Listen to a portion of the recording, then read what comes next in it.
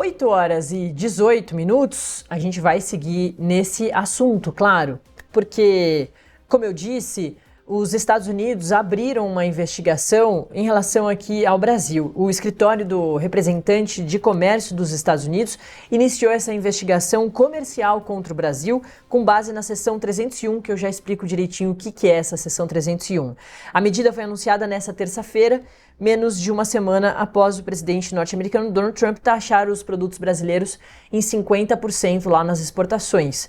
Faz uma semana hoje, né? Mais para o meio da tarde que ele fez esse anúncio lá no dia 9 de julho. Em um comunicado, a USTR, que é o escritório do representante de comércio dos Estados Unidos, afirmou que a análise visa investigar as práticas comerciais desleais do Brasil em relação aos Estados Unidos e citou como exemplo as recentes disputas judiciais entre Brasil e plataformas digitais norte-americanas.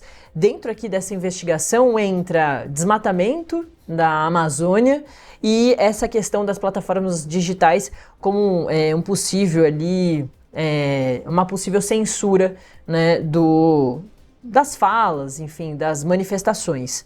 A seção 301 faz parte da Lei Comercial dos Estados Unidos, criada em 1974, e é usada para responder ao que o governo norte-americano classifica como práticas injustificáveis, irracionais ou discriminatórias de governos estrangeiros.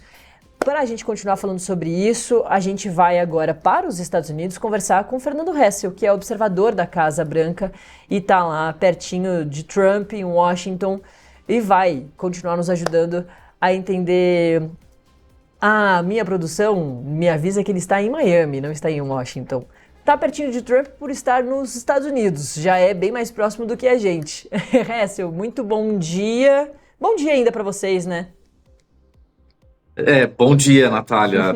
Estamos amanhecendo aqui, a gente tem uma diferença de 1 hora, mas você está certa. A gente está, na verdade, no estado que é a casa do presidente Donald Trump, né? E ele passa bastante tempo em Mar-a-Lago, que fica muito próximo daqui.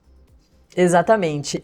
Hessel, bom, eu estava falando agora com um advogado tributarista sobre essa questão tão complexa de negociação do governo brasileiro com o governo americano. Complexa, porque a decisão do Trump do tarifaço, não só com o Brasil, mas com outros países, são decisões, portanto, políticas, né, muito mais do que econômicas.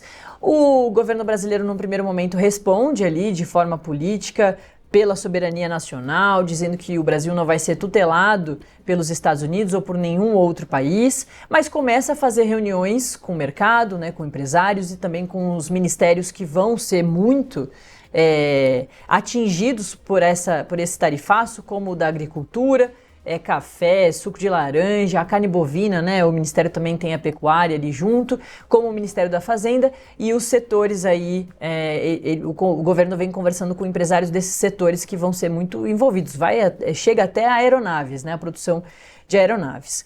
Mas, ao mesmo tempo, o presidente Donald Trump não parece tá muito afim aí para negociações, né? Abriu a investigação agora com o Departamento de Comércio e ontem ainda falou novamente na Casa Branca sobre o ex-presidente Jair Bolsonaro. Disse que não é amigo dele, mas que o conhece, que conheceu o governo dele, que entende que ele é honesto e que segue passando por uma caça às bruxas, assim como ele mesmo, né? Então, assim, da parte do Trump, não demonstra uma possibilidade aí de negociação até o dia 1º de agosto.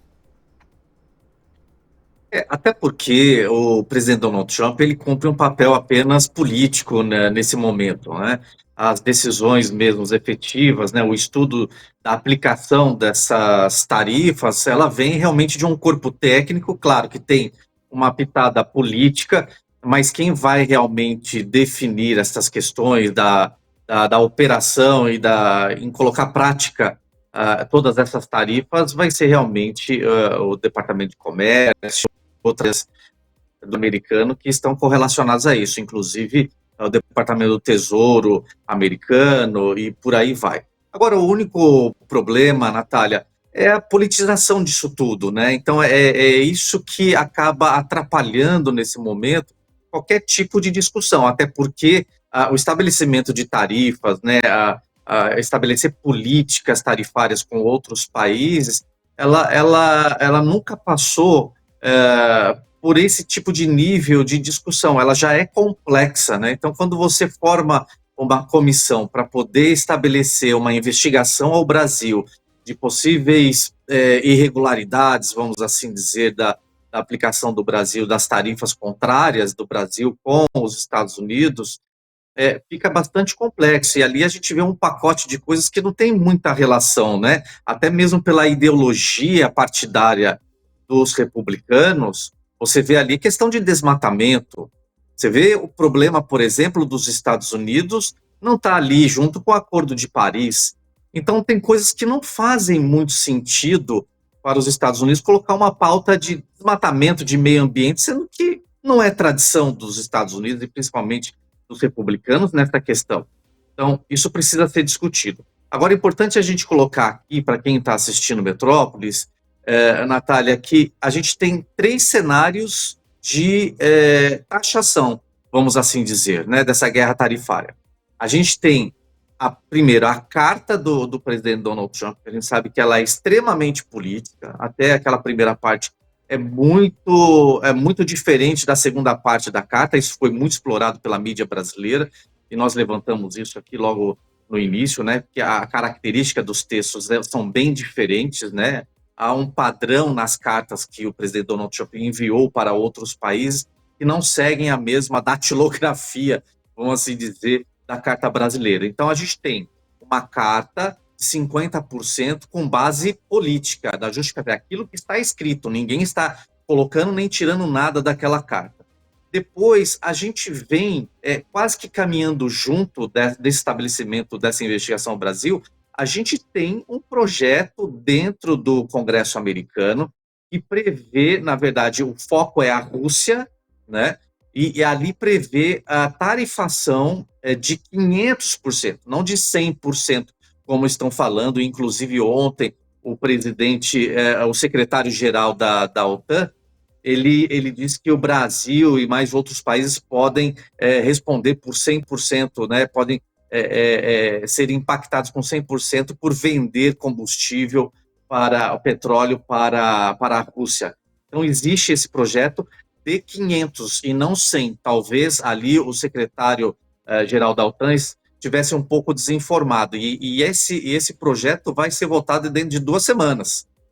Então, a gente tem, então, segundo, temos o primeiro, a carta de 50, mais esse projeto para poder acabar com a guerra, vamos ver, né? A guerra entre a Ucrânia e Rússia, ou vice-versa, e vem essa investigação para verificar as más práticas que o Brasil venha cometer ou fragilizar a economia americana. E aí, quando a gente chega nesse terceiro ponto, Natália, a gente tem, na verdade, aí um período muito grande para a aplicação disso. Porque com esse barulho político, dá-se a impressão que já logo no mês que vem vai se tarifar e por aí vai. Não, existe todo um processo onde, inclusive, o Brasil vai ser chamado para poder justificar aquilo que eles levantarem dessa questão. E é um trabalho grande, porque, como eu disse, existem todas as questões de agricultura que eles vão levantar, tecnologia, a questão do desmatamento, e para cada item é como se fosse realmente uma Suprema Corte Econômica do governo americano para poder fazer isso. E a crítica que eu faço é: por que os outros países não fazem a mesma coisa? Porque isso é um pouco de tradição, porque já aconteceu com a China, já aconteceu com a Índia, esse tipo de inquisição, de inquirimento. Os Estados Unidos, ele não pode ser o único tribunal econômico para poder estabelecer taxas dessa maneira. Então, assim, eu acredito que o Brasil pode ir para um caminho do debate, da discussão, mas também fazer a mesma coisa com os Estados Unidos. Por que não? Eu não estou falando só do Brasil, porque eu sou brasileiro, mas outros países também. Então, há de se colocar o Brasil de uma maneira bastante equilibrada. Eu acho que a única crítica, Natália, também, só para finalizar, não me estender muito, é que o Brasil precisa falar menos. O presidente Lula, com todo o respeito e com toda a meritocracia dele para poder defender o nosso país, da nossa nacionalidade, acho que precisa falar menos, por causa justamente do ingrediente político. Não estou defendendo A nem B, mas acho que o governo precisa sair um pouco dessa vibe em que o Trump colocou, né? E a gente tem aí a questão da família Bolsonaro também, fazendo todo um trabalho de lobby em Washington. Então a gente tem que tirar a política de lado e ir mais para a parte técnica, porque o Brasil tem muita condição de poder ter uma discussão de alto nível com os Estados Unidos. Né, Hessel? E com essas tarifas, esses tarifaços por todo mundo, o Brasil segue sendo prejudicado não só pela própria tarifa dos 50%, assim como você disse, né, como essa dos 500% para quem faz negócios com a Rússia. Então a gente vai acompanhar que, se nada mudar e isso tudo acontecer dessa forma como o Trump anunciou. Trump é um político que ameaça bastante, muitas vezes volta atrás, então até o dia 1º de agosto muita coisa vai acontecer, mas que, se for exatamente como ele disse, a gente vai ser taxado dessas duas formas, né? Com as nossas exportações brasileiras lá para os Estados Unidos, mas também conforme a gente faça negócios com a Rússia, que a gente faz, né? Com óleo diesel e com outras questões tão importantes. Sobre a sua observação da Casa Branca, você entende que o Trump está ameaçando demais, vai seguir o que geralmente ele faz de voltar atrás, ali no último segundo, ou não? Ele parece estar muito focado nessa questão da defesa do ex-presidente Jair Bolsonaro, dessa questão desse atrito em relação à Suprema Corte brasileira, principalmente ao ministro Alexandre de Moraes, e que por isso mesmo penaliza dessa forma o nosso país? Olha, seguindo a lógica do presidente Donald Trump, a lógica psicológica dele, daquilo que a gente observa no dia a dia, a tendência é de bastante recuo. A gente vê questões, por exemplo, bastante sensíveis que aconteceram no Salão Oval junto com o presidente ucraniano, né? Aquela baixaria que aconteceu, aquela discussão toda, e ali parece que havia sido uma cisão eterna, né? Até parece que a briga ia ser, a polarização ia ser Estados Unidos e Ucrânia. Em algum momento, Estados Unidos ia bombardear, né? A Ucrânia, de tão tenso que foi aquela conversa. E depois a gente vê no funeral do Papa, os dois conversando, e agora essa semana o próprio Donald Trump aí ameaçando, né, com o parlamento, tendo suporte ele a punir os países que ajudam a Rússia, mandando mísseis para a Ucrânia, e o Zelensky já ligando para o Trump perguntando se ele já podia bombardear ou não. Então a gente vê um recuo, assim, um 180 graus, assim, muito alto. Então a gente, por base desse comportamento do presidente americano, eu particularmente entendo que haja realmente uma curva à direita do presidente nessa intensidade. E a gente pode observar nas palavras ontem do presidente Donald Trump, que é aquilo que você colocou logo no início da entrevista, que o próprio presidente falou assim, não, eu não sou amigo do presidente Bolsonaro. Então ali você já começa a perceber descolamento da questão, porque ele sabe que ele fez errado, o presidente Donald Trump. Ele não vai reconhecer, evidentemente, mas a gente respirando ali, né, os feromônios do presidente americano, a gente entende que, na verdade, ele sabe que ele errou, e ele errou mesmo em colocar a questão política, porque até mesmo a imprensa americana repercutiu isso no dia seguinte muito fortemente. E, com certeza, o núcleo Bolsonaro deve ter reportado as pessoas próximas ao presidente Donald Trump de que o tiro saiu um pouco pela culatra, porque o trabalho político agora no Brasil está muito grande. Então, a partir de ontem, a gente percebe realmente que todas as declarações do presidente Donald Trump, fora essa questão de não ser amigo do ex-presidente brasileiro, tem a questão de quando ele fala do Brasil, ele não fala sobre tarifa. Quando ele fala a questão política, é só política. Então, assim, a gente sentiu a tentativa da Casa Branca desse descolamento das duas coisas, questão política e tarifária. Então, ele sabe que tarifa não é uma coisa muito fácil com o Brasil. Lidar com tarifa, até porque nós compramos dos Estados Unidos também. E isso impacta, por exemplo, nessa balança comercial.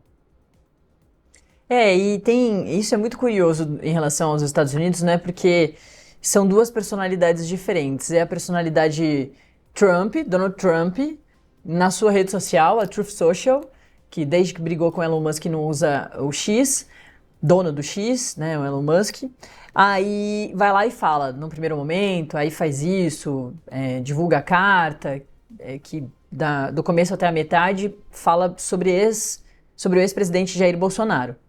Aí, ali do meio para frente, que ele vai falar sobre uma questão comercial com o país que é governado já por um outro presidente. E ao mesmo tempo tem a outra personalidade, que é a oficial mesmo, que é a Casa Branca, né? Então a gente vê esse conflito o tempo todo vindo de lá e ao mesmo tempo talvez até seja uma forma de defesa ali dos Estados Unidos de mas é porque o presidente falou na sua rede social, não é um canal oficial da Casa Branca, que depois muitas vezes vem e fala de forma oficial, dando uma melhorada ali no discurso do presidente Trump, que é sempre muito passional e muitas vezes agressivo, né? Preconceituoso em diversos momentos em relação a outras nações. Enfim, eu queria retomar contigo, Hessel, sobre esse ponto da Ucrânia, porque no comecinho da semana, se eu não me engano, foi no comecinho da semana, o presidente da França, Emmanuel Macron, disse que até 2027, até o final do governo dele, ele vai aumentar e muito os gastos com a defesa nacional. Justamente porque guerras gigantes, cada vez maiores, estão cada vez mais próximas. Então, uma preocupação ali com envolvimento de países em outras guerras que não tem muito a ver ali com eles, mas que ele ia se preparar. Muito em resposta a o que Donald Trump faz. A gente lembra que no conflito recente de Israel com o Irã, os Estados Unidos bombardearam o Irã, não tinham sido bombardeados, mas foram lá e abriram essa frente ali de guerra, de conflito por ali, e depois conseguiram um cessar-fogo frágil, mas que está ali valendo até agora. Eu queria te perguntar justamente isso, porque também nessa conversa com o secretário-geral da OTAN, de quando o presidente Trump divulgou a taxação dos 500% nas sanções secundárias em relação à Rússia, ele disse que vai mandar, né, reforçar o armamento para a Ucrânia. Tem esse medo também em relação à Casa Branca, Hessel, de o Trump, ele só está no comecinho do governo dele, né? Dele fazer uma devastação aí pelo mundo todo com esses incentivos a guerras que não tem muitas vezes a ver com ele? O presidente Donald Trump ele está defendendo o setor de defesa americana, né? Quando eu estou falando defendendo esse setor, são os fabricantes de armas e aviões, todas essas coisas. Comércio, né, e Então, na verdade, dinheiro. ele precisa exatamente, ele precisa ser o garoto propaganda e pagar a campanha eleitoral dele, porque querendo ou não, a defesa, o mercado da defesa, ela patrocina as campanhas eleitorais, tanto na época foi do Biden, na dele, então ele precisa fazer essa devolutiva. E como é que ele faz? É fomentando a guerra mesmo. A gente precisa falar rasgado aqui, a gente não pode ficar, né, com meias palavras nesse momento. Então, a prática é exatamente isso. E quando a gente vê o secretário-geral da OTAN ontem no Salão Oval e depois no Congresso americano, ainda falando do Brasil, colocando o Brasil nisso, que é uma pauta que ele não tem que entrar, até porque ele é da OTAN,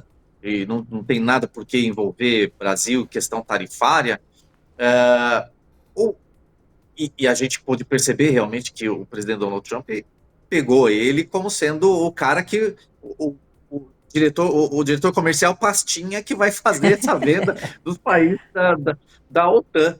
Então, é por isso que ele saiu com tanta defesa. Deve ter alguma comissão que esse secretário-geral deve estar recebendo na venda e promoção da guerra na Europa. É uma pena que isso aconteça. É uma pena que isso aconteça. Eu quisera que o mundo voltasse 10 anos onde não se falava para poder aumentar investimento em defesa.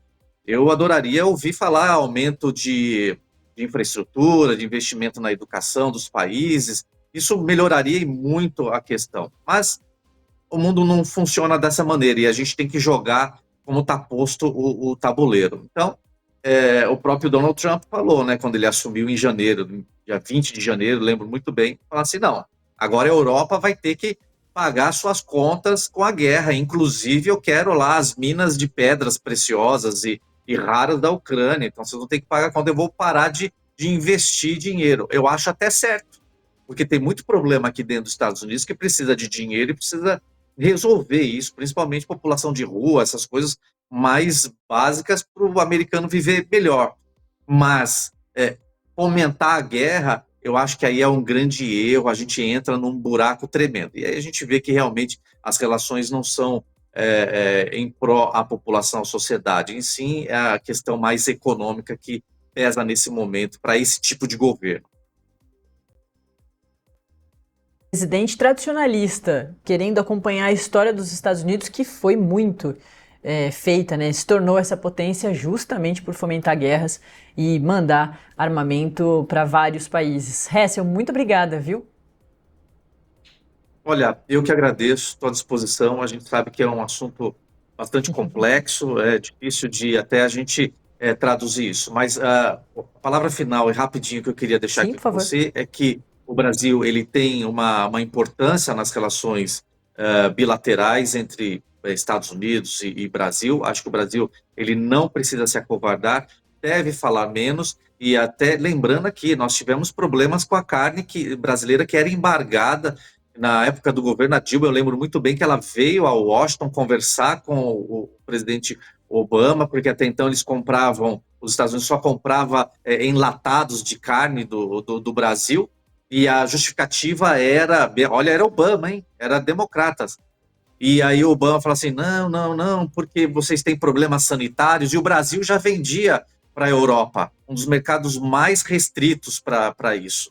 E aí, numa discussão, e vai, empurra de lá, empurra de cá, o Brasil conseguiu liberar, na verdade, os Estados Unidos começou a comprar a partir daí carne in natura, que é onde você tem mais lucratividade, aí conseguiu. Então, assim, através da conversa, da diplomacia, se consegue, até porque o Brasil tem preparo para isso, tem corpo diplomático comercial para poder negociar. Então, tem que deixar a política de lado e poder avançar. E quem está de prova aí, na época, a presidente da CNA acompanhou toda essa discussão, como foi composto esse comitê, a senadora Cátia Abreu, na época, que foi à frente dessa discussão e conseguiu colocar o Brasil presente na carne in natura aqui nos Estados Unidos. Então, o brasileiro tem essa condição, só não pode se perder na questão política, falar menos. Obrigada, Hessel. A gente certamente vai voltar a conversar sobre esse assunto e muitos outros. Assim como a gente disse, né? O governo Trump só está no começo. Vai ter muita aventura aí pela frente. Um abraço, tchau, tchau.